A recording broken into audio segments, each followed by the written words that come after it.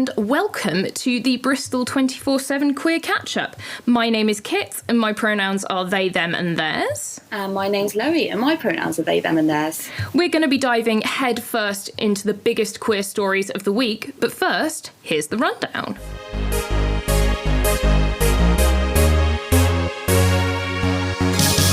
The UK government has rejected a petition to legally recognise non-binary genders. In a statement made to the almost 134,000 people who signed the petition, the Cabinet Office claimed that there were complex practical consequences to providing non-binary gender recognition in the Gender Recognition Act, while also stating that the government wants everybody in the UK to feel safe and confident in being themselves. Over 40 UK theatres and production companies have committed to only hiring trans, non-binary or gender non-conforming actors for trans roles. London's Royal Court Theatre, the Birmingham Repertory Theatre and the Donmar Warehouse are among the venues that have signed the trans casting statement, which also pledges to actively seek casting opportunities for trans people, regardless of gender. Singer Demi Lovato has come out as non-binary. The former Disney star made the announcement in a video posted to their Instagram, saying that discovering their identity came after a lot of healing and self-reflective work. And finally, LEGO are launching their first ever LGBTQ+ Pride themed set. The Everyone is Awesome set, designed by Matthew Ashton, himself a gay man, features gender-neutral figures on a background of Pride flag colours and launches June 1st. That's the rundown, you're up to date.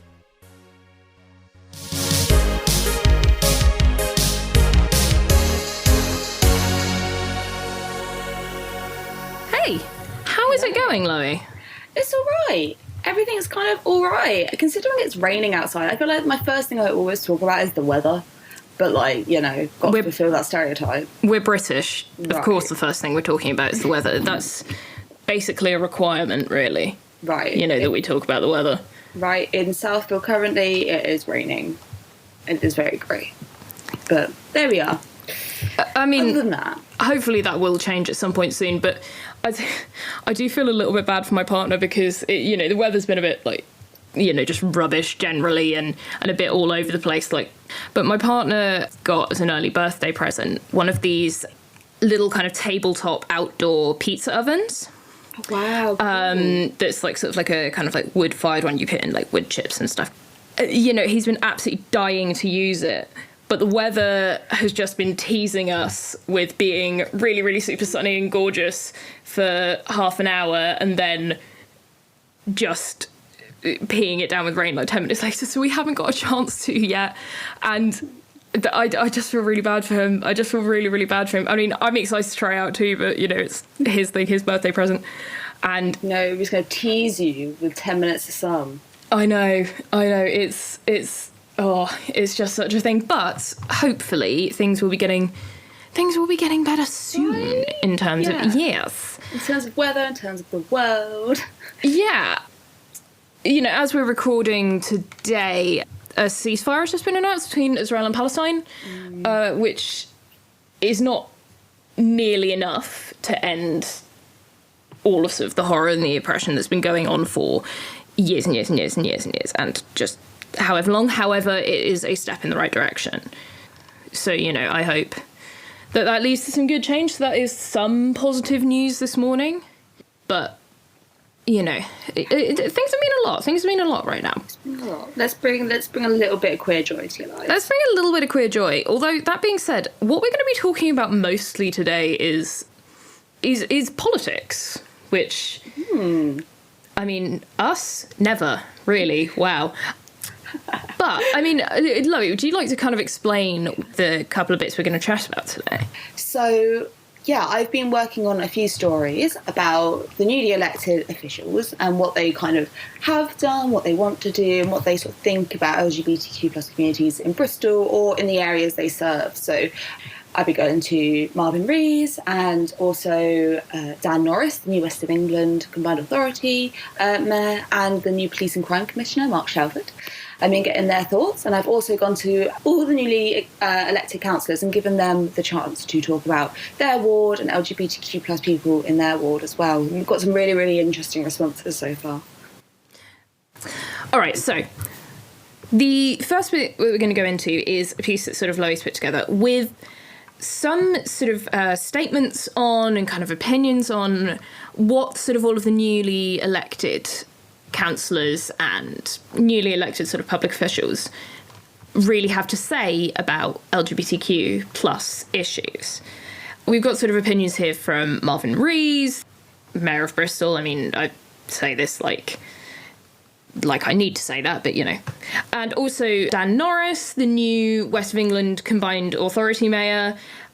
And quite interesting to me to sort of hear from him, because where I'm from originally is within the West of England, but not specifically Bristol originally, where I originally hail from, prior to sort of all the Bristol lovingness. And also the new Police and Crime Commissioner, Mark Shelford, who's the new Police and Crime Commissioner.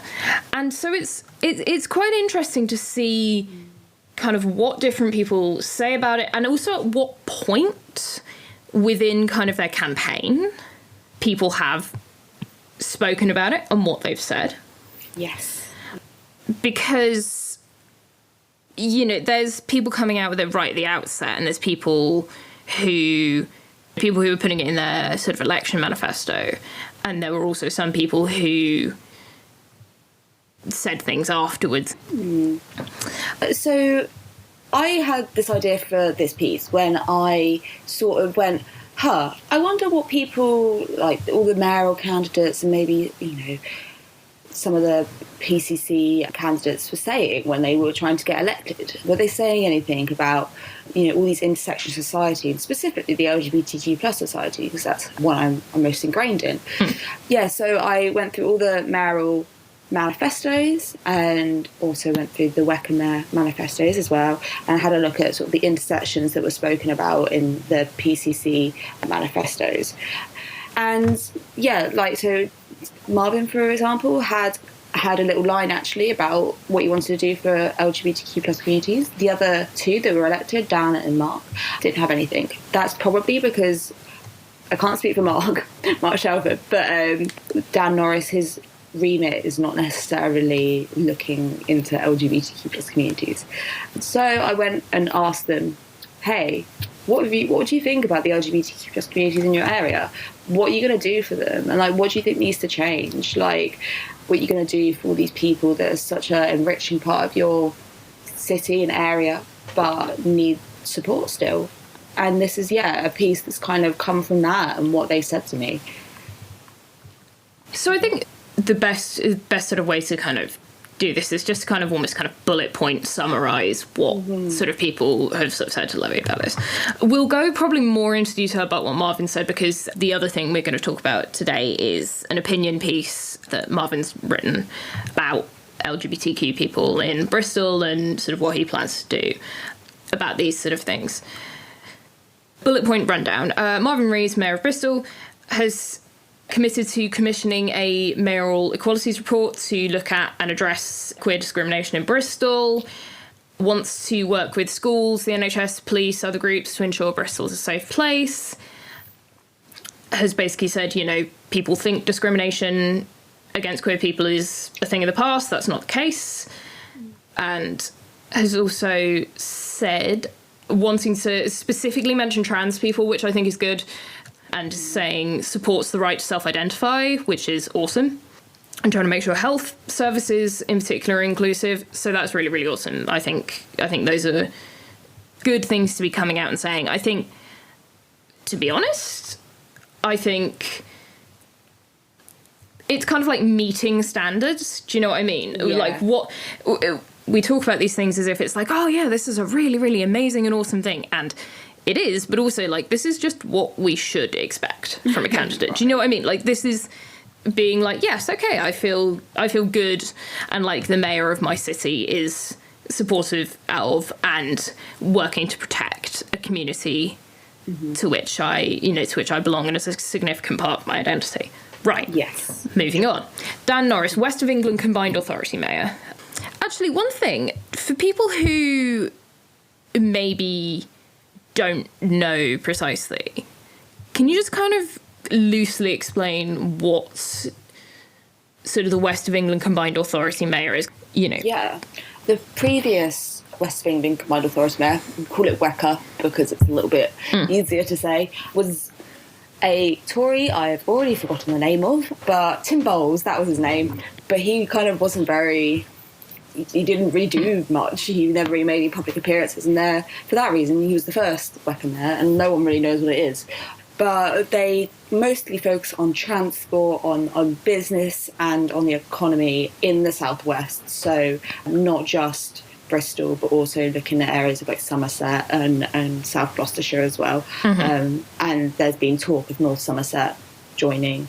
Is Wiltshire included in I that? I don't think so. Okay. I think it's very much that specific kind of Bristol and the bit around it. But yeah, like, focuses more on that, like, businessy side of thing. But yeah, like, still a really important figure, and one that we haven't really heard from in the last 4 years, the previous Tory mayor. So it'd be really interesting to see what Dan Norris does, because he said, like, yeah, I want to make this more of a prominent role, because so many people don't know that this position exists. Well, that's the thing. I mean, I'd consider myself quite politically involved. You know, this election was the first time I'd heard about there being a WECA mayor. So Dan Norris, new WECA mayor, saying didn't specifically mention the LGBTQ plus community in his manifesto prior to the election. But again, because, as Lowie said, what his role is very much more on kind of infrastructure and business and economy and things like that. He's saying he aims to make the Southwest more connected for queer people, especially people living in rural areas. Is sort of saying that the queer population mainly based in sort of Bristol and Bath. And he quite specifically mentions that there are issues with queer representation in rural communities. And again, as someone who grew up in a rural area of the Southwest, that is 100% something I agree with. I do think that... I don't even think it's like people necessarily in rural areas, or it certainly really wasn't my experience. People in rural areas of sort of the Southwest are necessarily like queerphobic or anything. I don't think that's the case. It's just not seen or talked about in a way. It's just, it you know, and obviously I think so much has changed, you know, since I was growing up in sort of quite rural Wiltshire. But still, I think it's just one of those things that's... Yeah. Like, it's like there won't be any, like, queer groups. Like, I grew up in a rural place, and my closest pride, I think, was Reading, and that was not... No offence to Reading Pride, it might be brilliant now. When I went, it wasn't great. And so the first time I ever came in contact with, like, queer community groups, like, actual queer spaces, was when I moved to Bristol. But there isn't any of that in rural areas. And, like Norris says here, it's the issue, a lot of connectedness. Like, it's so hard and expensive to get to areas like your bigger cities. For me, that was definitely something. I used to live... So my nearest town, which is called Basingstoke, if anyone's heard of it. It's very glamorous. I mean, not at all. But it was like a 5-mile, maybe, bus ride into this town from my little town, and it would cost £7 for a return ticket. Yeah, and like that's not even to get to somewhere like Reading. That would be to get to my nearest shopping centre. So like, yeah, like I think I really appreciate what Norris is saying here about like, we want to make sure that queer people can feel that they can get to their communities.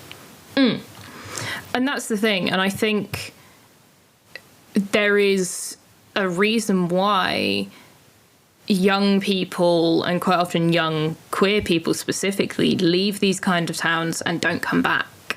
And I think, yeah, if there was more sort of queer community in these kind of places, maybe that wouldn't be something that happens so much.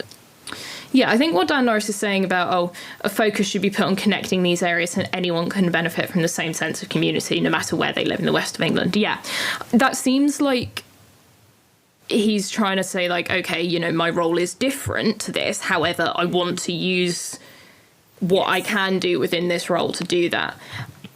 And also, I mean... You know, I'm reading this and it's saying, we've seen positive things with events like Midsummer Norton Pride. Like, I hadn't heard of that, actually. I hadn't heard that was a thing.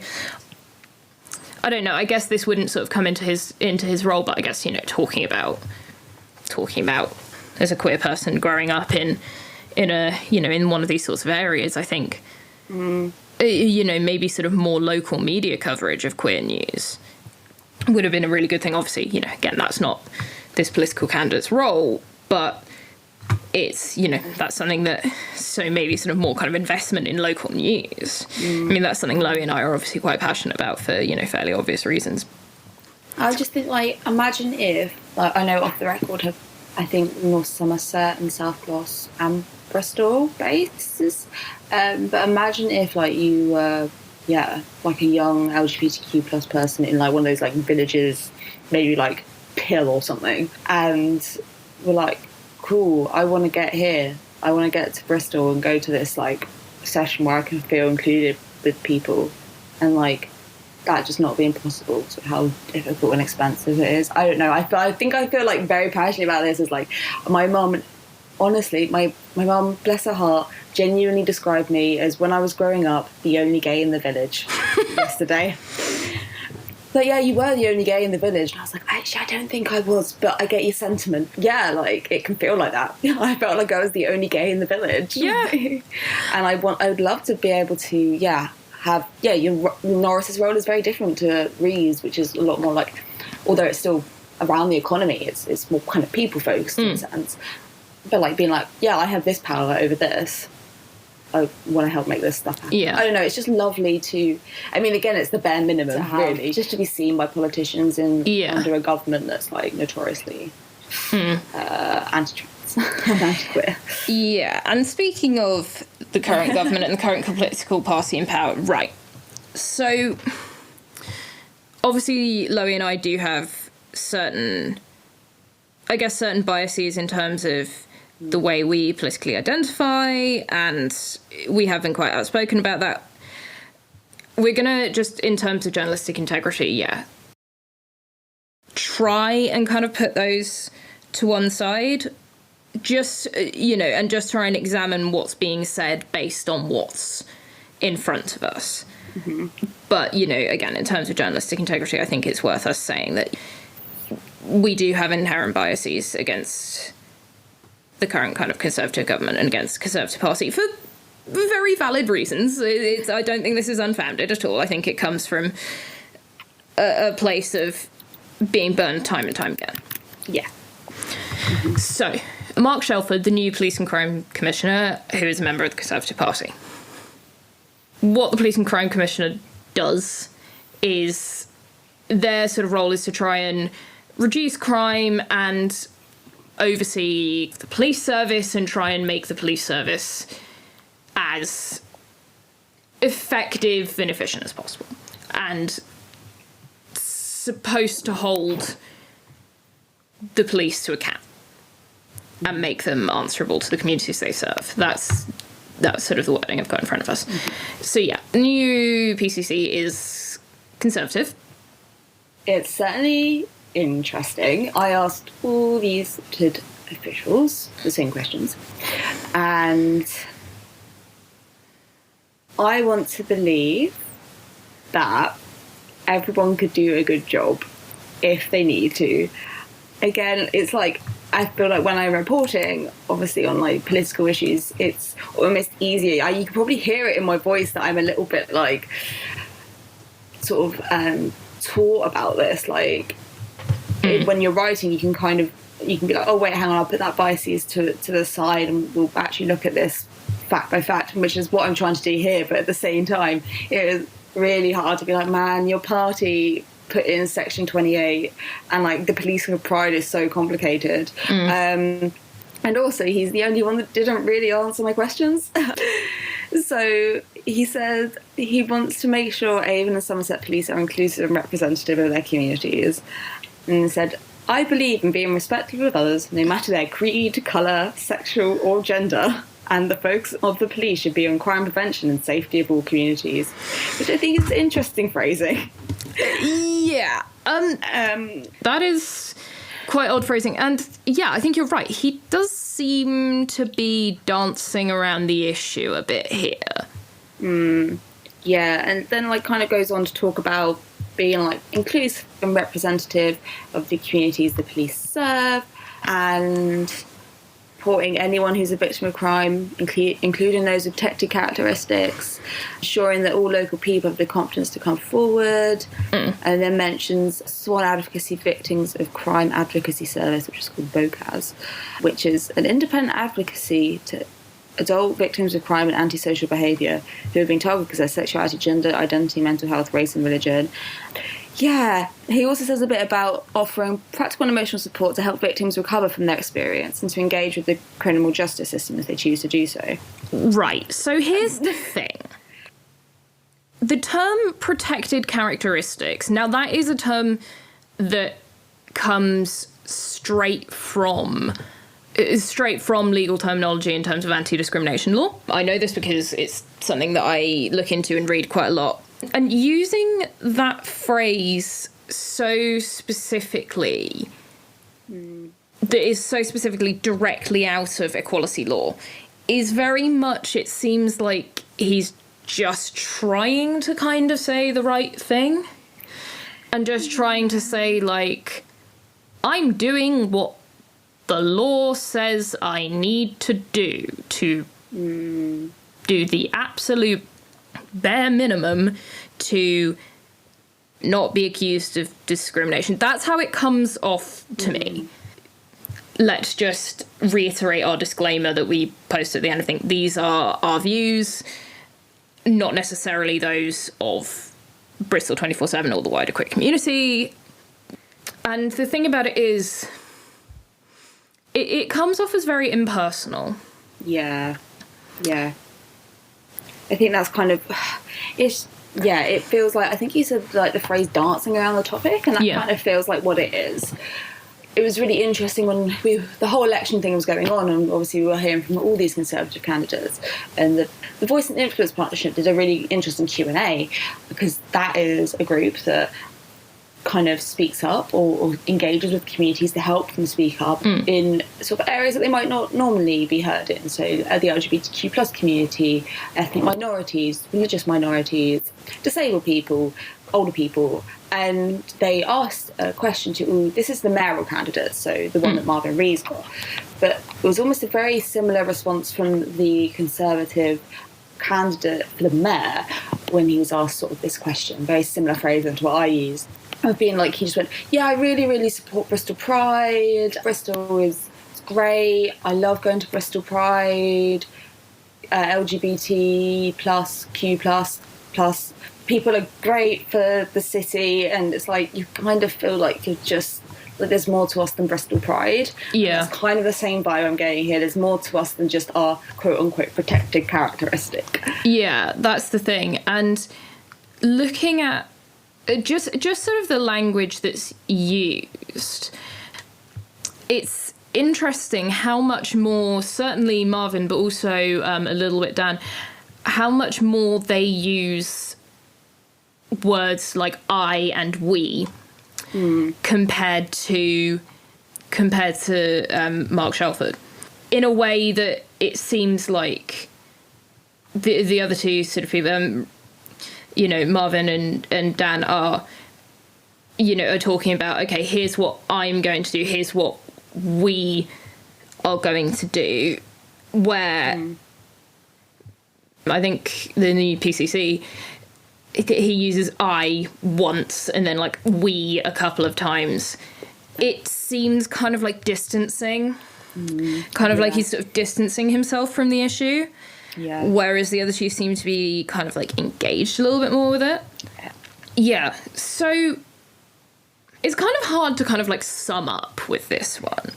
I think this more is kind of like, we're presenting kind of, the issues so that, to kind of bring it to sort of, our audience about, this is what the people representing us sort of are saying about us and our communities. So it's kind of hard to sort of sum up and wrap up on this one. I think,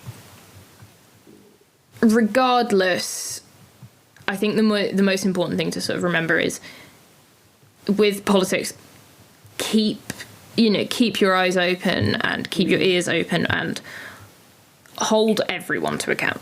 Yeah, because it'd be in manifestos and they'll say, for example, all of this at the beginning of their term, but we need to make sure political people are continue to held to account. We don't let them off the hook because they're elected. Yeah. So they need to actually, like, I want Norris to actually connect these queer communities. I want Reeds to actually make sure trans healthcare is included. You know, like, I just don't want you to just say these things. You know, we need to make sure that we're holding these people to account. And I think that's something that in the position that Lowie and I are in, we hope we can do.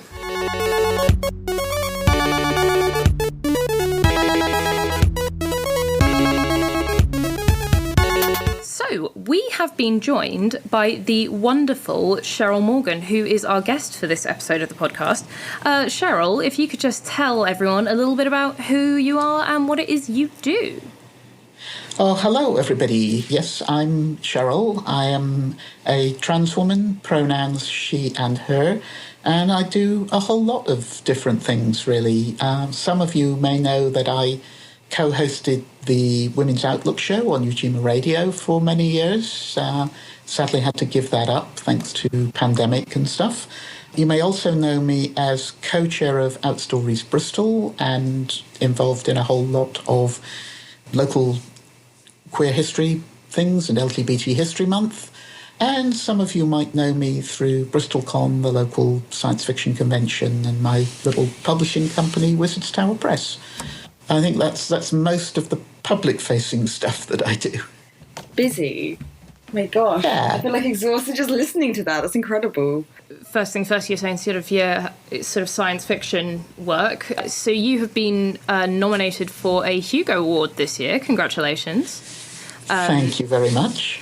So, sort of science fiction is something that really interests me. I am kind of a massive nerd in that. I was going to be like, Kit's a nerd. Yeah.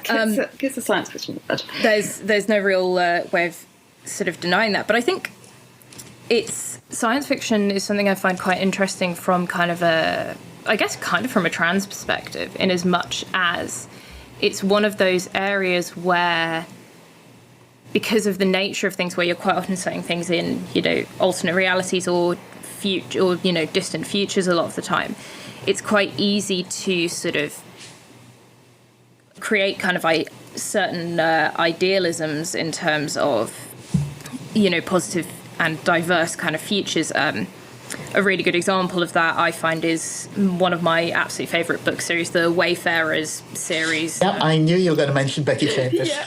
I absolutely love so much in terms of sort of certain representations that you don't realise. I mean, in the second book of that series, there's a character with a stammer, and one of my best friends has like a speech impediment like that. And I didn't realise until I read it, I was like, I don't think I've ever seen like a speech impediment in a book. Certainly not where it's not been like the main thing of the story. Even really small things like that, all the way up to sort of autistic kind of type representation, again in the first the first of Becky Chambers' Wayfarers books. I mean, how, as someone who kind of operates in that space, as, you know, as a trans woman, how do you sort of see, how do you kind of view the state of diversity within sort of that writing space and within that kind of space? You know, what do you think sort of good about it, and what do you think, you know, could be better? How could it be better, and how is it good within that kind of space? Yeah, like many other things in life, it's complicated. There are, of course, a whole bunch of right-wing people who enjoy science fiction, and as far as the general public is concerned, you know, science fiction is still seen as being a thing for boys. If you look at the history of it and the involvement of trans people in science fiction, then, you know, we've been around for an awful long time. I mean, the oldest science fiction book with a trans character in it, I think, was written in Brazil sometime in the 19th century. Oh, wow. And then, I think it was 19th century, might have been very early 20th.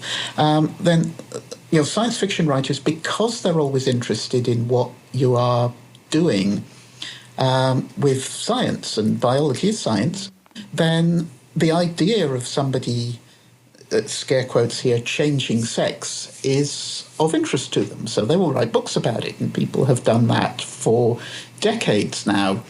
Of course, the big difference is that most of the people involved in doing it have not, in fact, been trans people, so they haven't really had much of an idea as to what it's really all about. But more recently, we've had a whole bunch of trans people, first of all, involved in the science fiction community and then starting to write.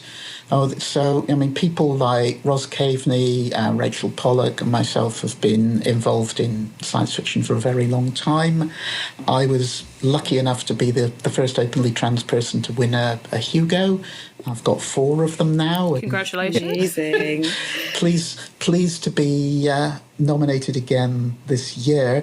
But now there are a whole bunch of trans people who are actually writing books and getting award nominations for writing books. I mean, you might have, for example, heard of Charlie Jane Anders. And Kit, if you haven't read Victory's Greater Than Death yet, go out and get a copy because it's very much in that Becky Chambers space. I'm writing this down now. Victory's Greater Than Death by Charlie Jane Anders. But there's other wonderful stuff going on at the moment. One of my favourites, and is actually up for a Hugo this year, is Nino Cipri, who's produced a couple of novellas which are totally off the wall. They're set in a large Scandinavian furniture chain store, which can't have a 4-letter name just because it might upset people. They're called Littenvard. Exactly the same thing. They sell flat pack furniture, they sell Swedish meatballs and lingonberry and whatever. And the stores are incredibly difficult to navigate, because once you're inside, you can't find your way out again unless you buy something. But these stores are so difficult to navigate that every so often a wormhole will open up and a customer might wander through and end up in a parallel universe. Oh my goodness. The first book, Finna, is all about 2 young workers in the store being sent to rescue a customer from a parallel universe. But they happen to be a couple, one of whom is black and non-binary, and they've just had an unpleasant breakup, but they still have to work together, and they're sent off into this parallel universe. So it's a lovely little story, and it's also very funny. It's full of jokes about Swedish flat-pack furniture stores and the terrible way in which the retail industry treats its employees. That is amazing. Yep. And then the second book, which I've just read, the first book is called Finna, Finna. The second book is called Defect, Defekt. And what happens there is that the people at Littenvard have discovered that it's cheaper to source their products from parallel universes than getting them from China, because you don't have to pay the shipping. You just bring them through the wormhole. But sometimes the things that are built in the parallel universes don't come out quite right. You know, they have the odd defect, which might include their being sentient. And some of those sentient pieces of furniture are deeply homicidal. So if you get one of these in your store, you have to get the special inventory team from headquarters to come and search the store and get rid of this stuff. So it's a story all about that happening. And again, it's deeply critical of the way that the retail industry behaves. So I think you would enjoy these books. They're both novellas, so they're quite short. You can't see my face right now, but I am just open-mouthed, like, absolute. Right, and that's Nina Cipri, non-binary person, up for a Hugo this year. Very proud of them. Amazing. That's incredible. And it's like just that thing of like, I remember I think Travis was talking about it when we spoke to them, or they tweeted about it or something, but the idea of just like trans people being critiqued or like being up for awards or like going to like auditions or job interviews or whatever, just being treated as a person, not being treated like, as in like, yeah, that person's up for an award because they're talented, you know, like as well as being trans. And like, it's great to see that. But also, I just also love the idea of just like, yeah, that person who is trans is up for a really amazing award. Yeah. Love to see it. Of course, the downside of that is that there are things that you can't necessarily write about. Now, I did put a trans character in the first book, and that was fine because the plot was primarily about rescuing somebody from a parallel universe through a wormhole from a Swedish furniture store. But if you actually start to write about trans issues, then you can start to get in trouble. The other things up for Hugo this year is a short story by a trans woman called Isabel Fall. And she had this wacky idea that, people will keep saying stupid things like, well, what if I identify as an attack helicopter? Right? So she wrote a story in which somebody is a cyborg attack helicopter and about the trans experience, which was a brilliant idea and it was beautifully executed. But the story was titled, I Identify as an Attack Helicopter. And some people saw that title and immediately went for it, assuming that it was some sort of far-right thing. And then the trolls got involved in it, and all the sock puppet accounts claiming to be trans people started attacking it. And that when it first came out, people didn't know that Isabel was a trans woman herself, so you had all of these concerned allies saying, oh, you shouldn't allow non-trans people to write about that sort of stuff. And it was a horrible, horrible mess. The story actually had to be taken down by the magazine that published it. But thankfully, it is up for a Hugo this year, which is marvellous. I'm really pleased about that. So one of the other sort of things you do is that you talk sort of quite a lot about, as well as, science fiction and things like that, is sort of history. Yeah. It's sort of history and kind of queer history. I mean, I've pulled up now sort of a list of kind of events that were happening during LGBTQ History Month this year. And you were doing a lot of things that month. Like, you had some really, really awesome things going on. I'm just having a little look at this list here. I'm more interested, like, how much coffee did you drink to get through? Yeah, fair amount. My February is generally crazy. The good thing about this year is that I haven't been rushing around the country and living out of hotels. The bad thing about this year is that because I haven't had to rush around the country, I've got lots more invitations to speak all over the place, and consequently, it's still just as busy, except at home. Oh my goodness. Some of the sort of the talks you were doing is you did sort of a talk about Michael Dillon, who was one of the first trans men to ever go on T. As well, the first trans man to go on T, as far as we know. Oh, nice. Yeah, like Bristol and transness is just so interesting to think about, to talk about. I mean, Bristol has a fabulous tradition of trans history. I mean, Michael Dillon, pioneer with testosterone, pioneer with phalloplasty. We've got Jan Morris, of course, an incredibly famous person born in Clevedon. And we got Travis, who was a star. Right. And Sean Fay and, a bunch of other people. We're doing pretty good. Yeah, like, all the best trans people come from Bristol, that's clear. Well, not all of them. No, I'm completely joking, of course. But yeah. But some of the other sort of things as well, this really interesting, there was a talk you gave, I believe, about like trans people in, maybe that wasn't this year, about sort of trans people kind of in Roman times, I believe. Sure, yeah, I do a lot of that. In fact, today I'm actually attending the annual general meeting of an organisation called Women in Classics, or Women's Classical Committee, formerly. So I spend a lot of time hanging out with classicists and Assyriologists and Egyptologists and people looking for evidence of trans people in the ancient world. Now, it's quite hard with Assyria and Egypt and whatever, because there's not a huge amount written down. Apart from the Assyrians were deeply into accounts. Ashurbanipal's library, full of account books. Boring people. Apart from they go off and smite the enemy, in which case they get to be homicidal people. But the Romans wrote stuff.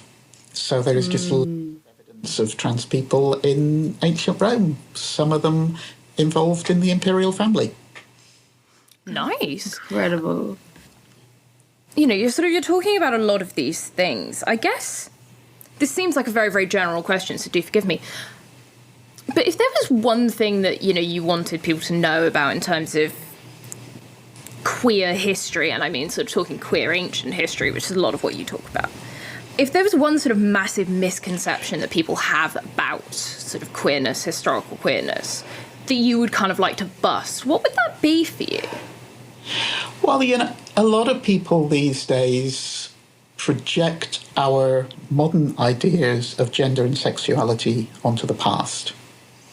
And they say it's anachronistic to talk about anybody being gay or trans or whatever in past times. And the assumption is that in the past, everybody was straight, everybody monogamous, everybody had nuclear families, this sort of thing. And that is complete nonsense. Even the idea of people being separated into gays and straights, homosexuals and heterosexuals, is relatively recent. Mm-hmm. Now, being heterosexual was invented in 1869. Yikes, man. Like, history is a lot clearer than you think. It surely is, yes. The words homosexual and heterosexual were coined by an Austrian writer called Carl Maria Kirkbenny, who was queer himself, themself, probably might have identified as non-binary if the concept had been available at the time. And all they were trying to do was persuade the Prussian government not to pass laws against homosexuality, which they claimed was a natural part of human condition. The government, of course, was passing laws against buggery. Kirkbenny said, look, humans are divided into homosexuals and heterosexuals. That's perfectly natural. You shouldn't criminalise one part of humanity. Prior to that, the idea that people were supposed to be either exclusively straight or exclusively gay simply didn't exist. And people had sex with whoever they fancied when they fancied. I mean, I think it's quite an interesting thing, something we talked about, I think it was on maybe the first or second episode of this podcast, was this diary that was quite recently found of like a very ordinary Yorkshire farmer from sort of 200 years ago or something. And, just a very sort of ordinary everyday man. And there were accounts in it that he was talking about having discussions with, his peers, with his friends, talking about how, how he was like, yeah, like homosexuality is absolutely fine. It's a natural thing. How can anyone call something that God has made unnatural? And one of the things that's being found quite interesting about it was there tends to be this conception when people even do acknowledge that, queerness, historical queerness did happen. People tend to think, oh, it was only really accepted and only really okayed within the aristocracy. And within sort of the higher up kind of people in society, people can quite often view it as like, oh yeah, this was just a thing that, the nobles were fine with, but like ordinary people saw it as an abomination. And then this sort of account has kind of turned around and kind of busted that. And that's something that I found quite interesting. Well, one of the things that you need to bear in mind is that contraception is a recent invention. Right? And people knew where babies came from in the past. Right. First of all, if you had a family and you already had, half a dozen kids, you didn't necessarily want any more. And if you were a woman and you'd been pregnant 10 times and had 4 babies died in childbirth and now you had 6 kids to live with, you certainly didn't want any more. But that didn't stop people wanting to have sex because sex is fun. So they would have all sorts of methods that they had of having sex without necessarily making babies. And some of that would be things like oral sex and anal sex, and some of it would simply be the women saying no and the men saying, right, I'm going down the pub to have sex with Fred then. Like, yeah, people will be queer. Yeah, it's incredible. I mean, like, yeah, I don't know. I just love queering history, being like, no, we've always been here. Just because it might not, you are sourced, like, we haven't always had a chance to write it down and our history books have been burnt. Like, right. I mean, the only reason that people think it was okay with the aristocracy and not the peasantry is that the aristocracy actually wrote things down. They said what they did. So we know that they were queer. We don't necessarily have the evidence for the poorer people. But if you actually look back in court records, then you will find people being arrested for sodomy who are all working class, because it's working class people who actually get arrested for it. The aristocracy largely are able to get away with it. I mean, speaking of sort of history and social history of things like that, I guess this would be quite a good sort of segue into talking about sort of the work you do with out stories. I mean, I guess we've talked about out stories quite a few times on sort of on the podcast, because we think that the things that you're doing are absolutely amazing. I mean, trying to really create and preserve our sort of history as queer people is a really, really beautiful thing, and really, really glad that this is something that's happening and something that's happening in Bristol. But I guess for people, I mean, to kind of get it straight from the horse's mouth, really, could you kind of just explain really what the goal kind of out stories is, maybe for people who don't know? Well, out stories essentially exists to research and preserve the histories of the queer people of Bristol and the surrounding area. Because back in the day, and to a large extent still, ordinary historians are not terribly interested in queer folks. Or if they are, then they're only interested as a means of saying, oh, the Romans were horribly decadent, look how queer they were. Right? So our stories tend not to be recorded, and that, in turn, leads people to believe that we didn't exist. So if we can actually prove that we existed and give talks and put on exhibitions and all that sort of stuff, then people will have to admit that queer people have always been here. Yeah, and we're not going away anytime soon, especially when we've recorded our history and like you can see that we were always here. We're not going away anytime soon. Exactly. I guess this is probably actually quite a good point to sort of wrap up, I guess.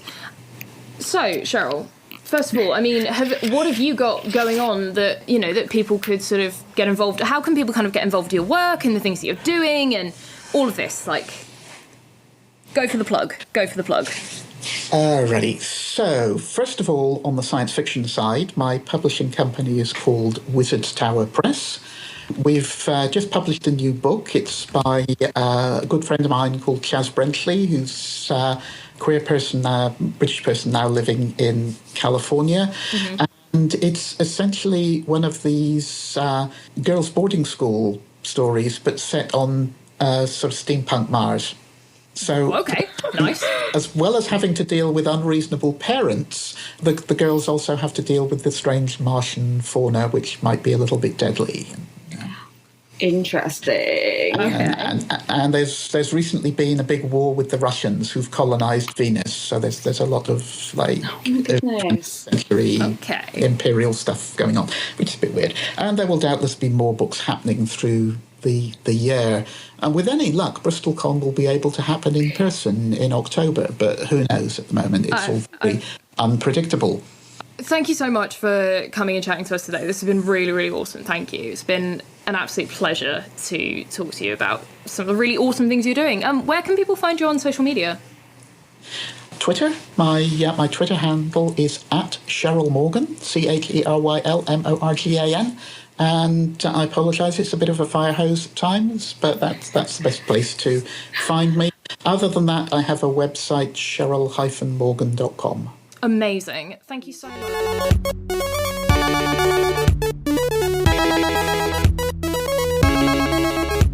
Let's have a little chat about what Marvin Rees has written. So I asked I asked everyone for answers to a few questions, and the mayor came back and was like, oh, can I write a bit of an opinion piece for you actually about it? And I was like, oh, that's interesting. Yeah, of course, go ahead. And he wrote this really, insightful piece.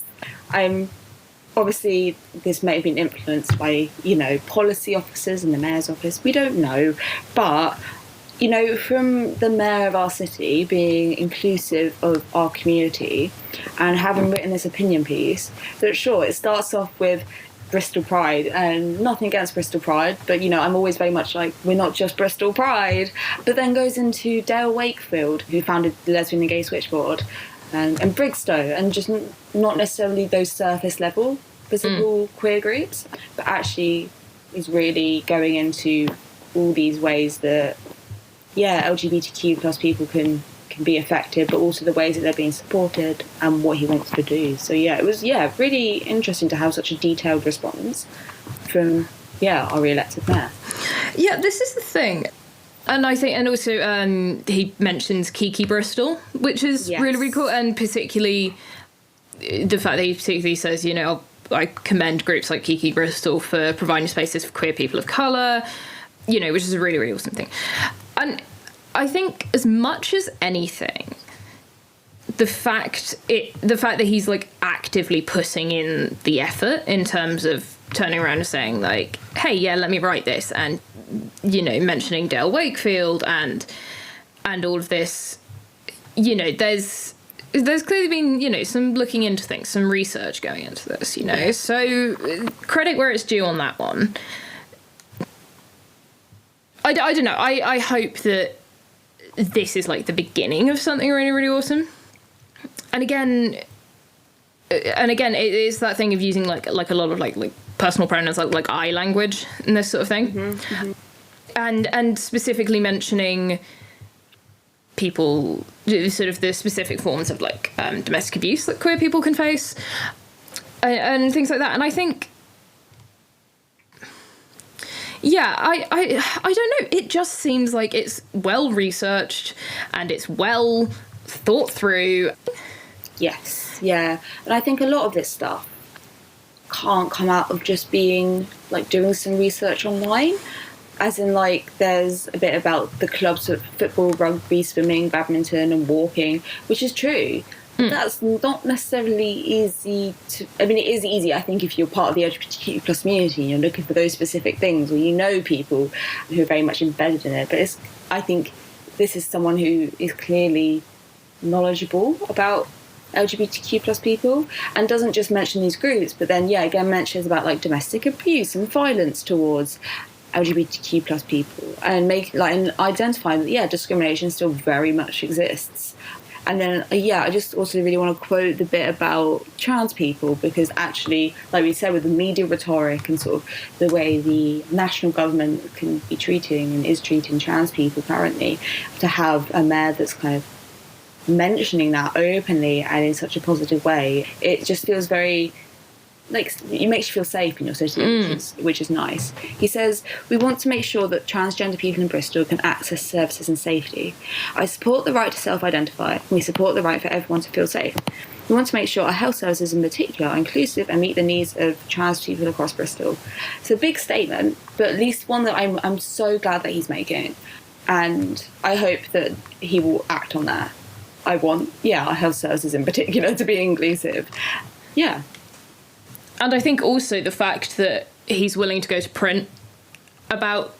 go to print online, you know what I'm saying, but willing to go to print in a more sort of public form than... Well, I mean, I know, obviously, like mayoral websites and, council websites. Yeah, of course, anyone can access those. But I think actually, like, publishing it in, a magazine, online magazine, but magazine, is... taking accountability, I guess. Yeah, it's putting yourself out there, and it is putting yourself in a position where it's very much easier for you to be held to account. And and I hope that the promises he's making are ones that he keeps. I do.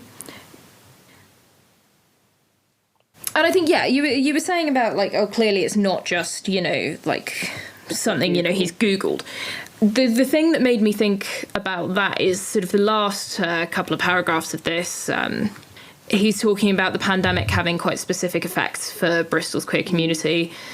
Loneliness and isolation have been particularly difficult for those cut off from social spaces and contacts during lockdown.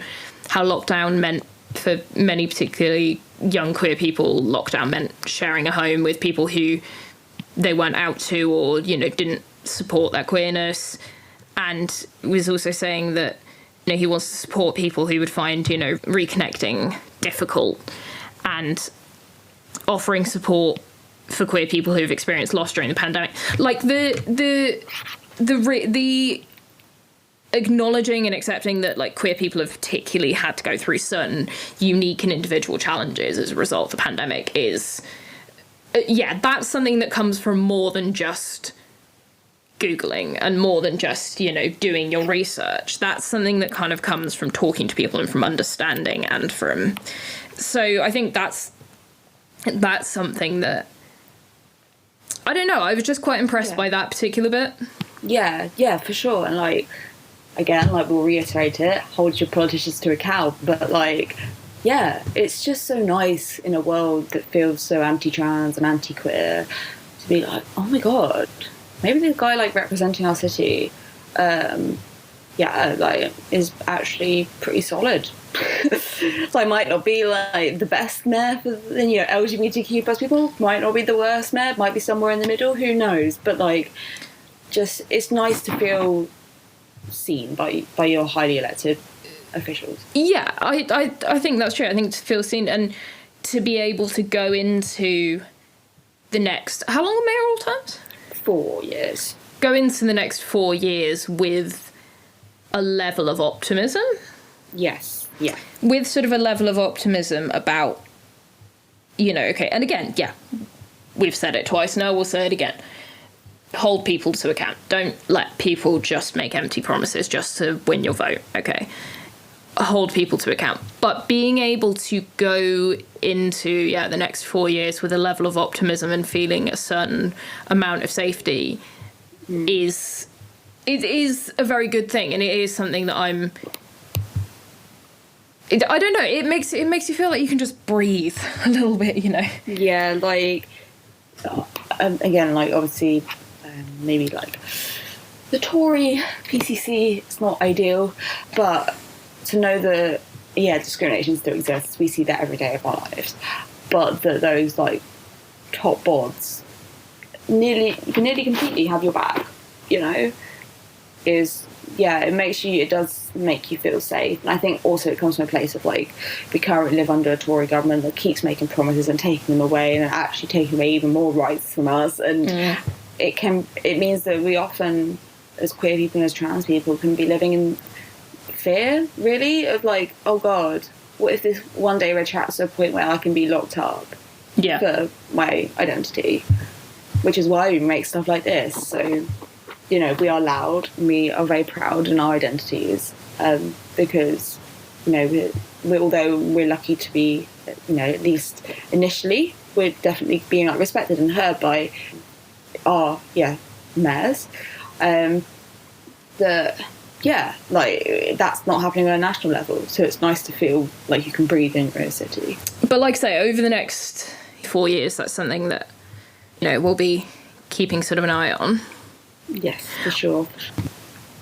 Going into it, I was going to say cautiously optimistic, but actually maybe just optimistic, actually, at this point, which is nice. I hope that things going forward will be better as a result, will be good as a result, and we'll continue to... I don't know, we'll just continue to get better and bring some joy into the world. And that's in a week where we have had some quite cool, as I've sort of mentioned in the rundown, where we have had some quite cool sort of queer news in terms of Instagram pronoun bios. That's great. That's, a nice little thing. Small thing, but it's a nice thing. And Demi Lovato is non-binary, which is awesome. Yeah. It's like, almost nice. Yes. It's just like, okay. I'll take it. Good things. And queer Lego, which I'm quite excited about, actually. Oh, yeah, Kit was messaging me, being like, oh my God, have you seen the queer Lego? And I might need some in my life. Yeah. I kind of want it. Designed by a gay man, did you say? And, like, some of the profits are going to, like, charity. I don't know if it's some of the profits are going to charity, but the Lego group as a whole have sort of partnered with Stonewall and a couple of other queer charities, including some that are specifically about, like, educating kids sort of in the UK and stuff. So they do seem to be, and reading through sort of a lot of that stuff, they do seem to be, like, actively engaging with sort of trying to be inclusive and make positive change, in a way that this isn't just, like, you know, just your basic BS rainbow capitalism. Like, it does seem to be, they are trying to do something positive rather than just going, we're turning our logo rainbow for June, yay! And then, like, at the end of June, it's like, all right, see you later, guys. Like, you know, thanks for the money. You know, it seems like they're actually trying, you know? Yeah. So that's something. But yeah, it I don't know, I think things could be good. Things could be good, and yeah, we can... Fingers crossed, hey? Yeah, fingers crossed. Fingers crossed. This is probably a good place to wrap up, I'd say. Fingers crossed, fingers crossed. So, yeah, thanks, everyone. Thank you so much for tuning in.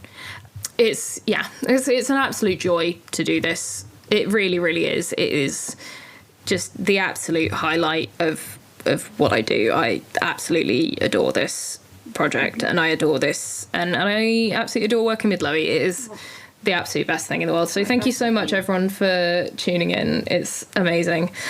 I've been Kit Million Ross. And I'm Lowie Trevina. And we will see you very soon.